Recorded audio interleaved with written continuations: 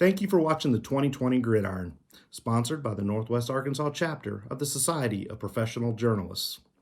Over the years, with your support, we've been able to send thousands of dollars of scholarships to University of Arkansas journalism students. And in this pandemic year, we could sure use your support again. So hit that donate button below, help us out, and enjoy the show. Thanks for watching.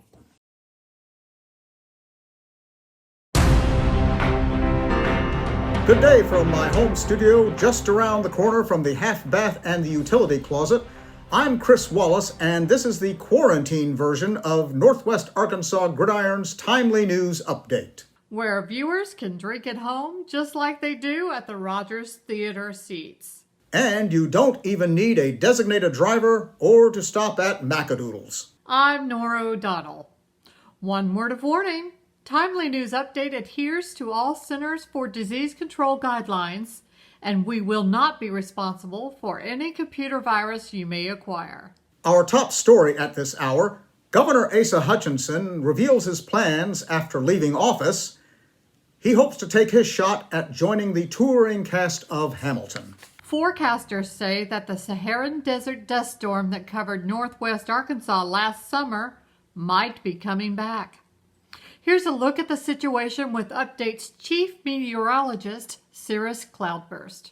Sahara dust storm, you're no cause for fuss. With floods, droughts, and wildfires, your dust was a bust. Thank you, Cirrus, for that report.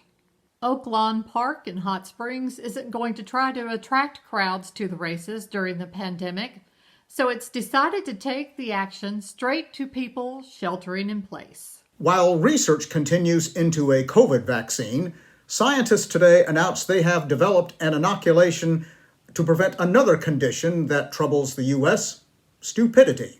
However, some people say they won't take it. Let's join Kathryn E. Baxter, who refuses to take the new anti-stupidity vaccine and is organizing others in protest. Can you tell us more about your group, Kathryn?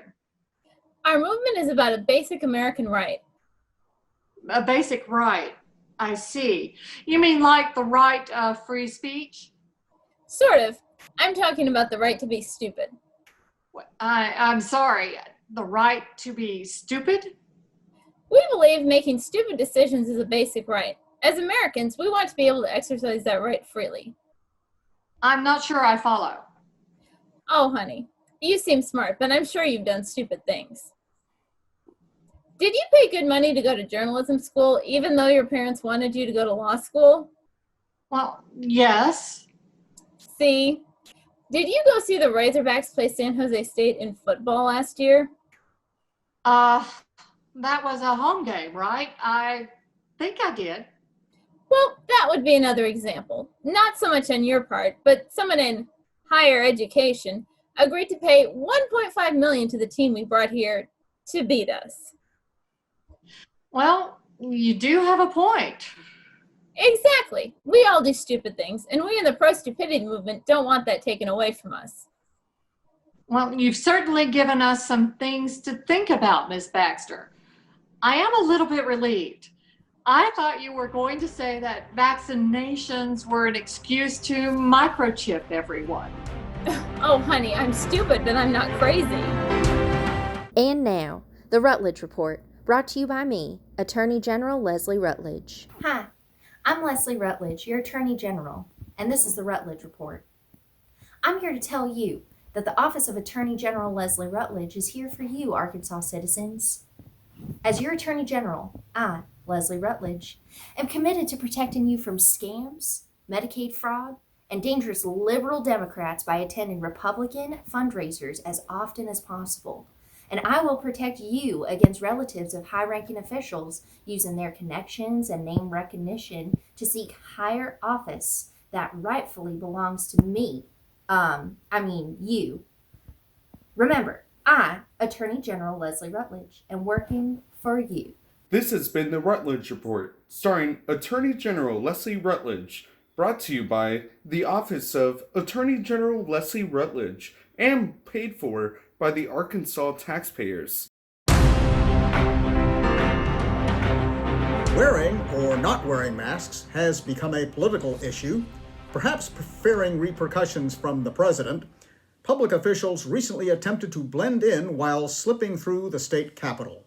And speaking of masks, after he used too much hot sauce on his enchilada, one local citizen's mask went up in flames. Still to come, former President Bill Clinton asks, "You mean to tell me I could have run for a third term?"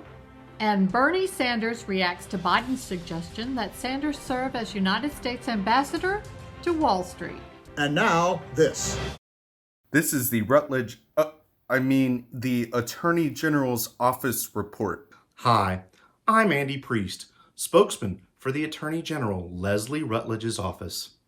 You may have noticed that we no longer use the name of our Attorney General, Leslie Rutledge, in these public service announcements. Since Leslie Rutledge has announced plans to run for governor, we think it's unethical to use Leslie Rutledge's name in our public service announcements going forward. So, rest assured, in the future, you will no longer hear the name Leslie Rutledge in these public service announcements. We, at the Attorney General's office, are just looking out for you. This has been the the Attorney General's, vote for Leslie Rutledge. Local high school teachers are still working out the curriculum, such as how to conduct physical education classes. School days in the time of coronavirus call for special preparations. Here at one of the region's elementary schools, we are going to talk to a teacher preparing to begin her school day. Miss Kathy, welcome. What grade do you teach, and how many students do you have in the class? I teach first grade, and I have 24 students in my class. Are all of them attending face-to-face classes? No, goodness no. 8 are in the actual classroom. 14 are learning remotely from their homes. 1 got stranded at Disneyland and can't leave California. Every day, he climbs to the top of the Matterhorn ride to get a good signal. 8, 14, 1, that's only 23. Oh, yes, I forgot. 1 did the early entry program for the Space Force. Oh, really? And now he's on the International Space Station. What? You have a first grader on the International Space Station? Yes. And when my fellow teachers complain about spotty internet, they shut up when I tell them about solar flares and Russian spy satellites. So what does a typical day look like?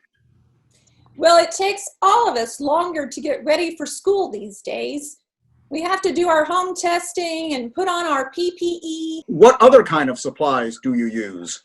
Well, this was our back to school supply list. Wow, that's a lot. Anything else? Well, the high schools brought back home ec, and the students are sewing cloth masks. The football coach is teaching home ec in addition to social studies. One of our football players sewed this mask. But isn't it hard to get your students to wear a mask? Well, yes it is. But I have a secret that parents have been using for years. Well, thank you, Miss Kathy, and good luck. Norah? A familiar face has joined President Trump for his irregular coronavirus briefings. At least the face is familiar to regular Gridiron audiences. And he's bringing his familiar brand of dubious medical advice to the White House. I'm Dr. Ed Fauci. Yeah, they hired me to be the new medical advisor here at the White House. Said I needed to change my name, though. They figured that way nobody would notice the difference. Reporters would keep quoting Dr. Fauci this and Dr. Fauci that. Plus, I am a dead ringer for Brad Pitt. And they tell me that Fauci is Italian for neck. Who knew? I gotta be honest. I was hoping Asa Hutchinson would hire me to be the new Arkansas Department of Health Director. I figured that job would be good for 2 years at least. This one, yeah, we'll see. But then the governor went and hired that Dr. Romeo fella. He's a career public health official. What was Asa thinking? Anyway, here I am, and I gotta say the president's put together a really good team. Like that Dr. Scott Atlas fella, I like his attitude. The other day, a reporter asked him what he thought about all the people getting sick after we reopened the schools. Dr. Atlas, he just shrugged. Now me, I'm working with the president to get the restaurants and the bars back open. Because listen, we've got a real national health emergency. If people like me got to keep eating their own cooking, we're all going to die from malnutrition. Man can't live on wolf chili alone. And as for closing the bars, well, that was just crazy. Times like these, bartenders are the real essential employees. It's like I told the president, if you want people to be calm and confident during a pandemic, you gotta keep them drinking. Now, I'll tell you one other thing. I got no problem making people wear masks. I ain't complain about it, but I know any doctor or nurse can tell you from experience that there ain't nothing worth doing that you can't do while wearing a mask. For Timely News Update, I'm Dr. Ed Fauci. And now, this. Are you tired of masks that make you look wimpy, wussy, weak? I thought so. You need a masculine mask. That's right. With a masculine mask, you can be virile, not viral. Macho, not groucho. John Wayne, not Lois Lane. How about a mask that makes you look like Arnold Schwarzenegger? Try our Germinator. Feeling a bit naughty? Put together the nation's hunkiest epidemiologist with the world's sexiest model and... How about the Fabio Fauci mask? Just don't touch your face. Or go for our premier mask, the COVID Clooney. The COVID Clooney comes with our entire line of PPE. You said PP. That's right. The COVID Clooney comes with an N95 mask, cap, face shield, and surgeon's scrubs. You look just like George Clooney as Dr. Ross on ER. Mask maker, take up this. Order now while supplies last. Side effects may include mumbled words, shifting tan lines, and a violation of your constitutional rights. Ventilators sold separately to the highest bidder. And make him a manly mask. Play, all you sports fanatics. You know, someone once said we're going to win, and never stop winning. And that's what we're doing. So now, well, I'm rambling to fill time. All right, let's get to it. Razorback fans, listen up. The Snowballs in Hell are doing just fine. And the Arkansas Razorback football team has already won 2 SEC games. Who said 2020 was a bad year? In other Razorback news, Arkansas Athletic Director Hunter Yurachek says that following CDC guidelines at sports events hasn't been difficult for Razorbacks fans at all. They got plenty of experience social distancing during the past 2 football seasons. This just in, the SEC Director of Officials says that after reviewing the video of Auburn's controversial 30-28 win over the Hogs, the Tigers have been awarded enough additional touchdowns to change the outcome of losses to Arkansas in 2015, 2012, 2011, and just get this, 1998. Coming up later in sports, the Razorbacks recruit a kicker who will enter the transfer portal from Moscow State. Baseball fans got so bored in the spring that they took to watching birds fighting over worms in the yard. Today's score was Cardinals 11, Blue Jays 3. Hey, wait, some real sports news. Chiefs fans are still excited over Patrick Mahomes signing a $500 million deal to stay in Kansas City. $500 million? Wow. That's George Soros money, even after paying all the anarchy. Just kidding, folks. We all know that's just a crazy conspiracy theory. And now we're going to go to our new viewer call-in segment. We've got a call already from Toadsuck. Well, it sounds like Antifa has done infiltrated this here timely news update. Well, we don't like fascism very much. So, what do you think about autonomous zones? Well, AutoZone Stadium's a fine AAA baseball stadium. Go Memphis Redbirds. I knew it. You're probably a Biden lover. Look, I can't do buy-ins anymore. Corporate doesn't let me gamble on the sports I'm covering. That's it.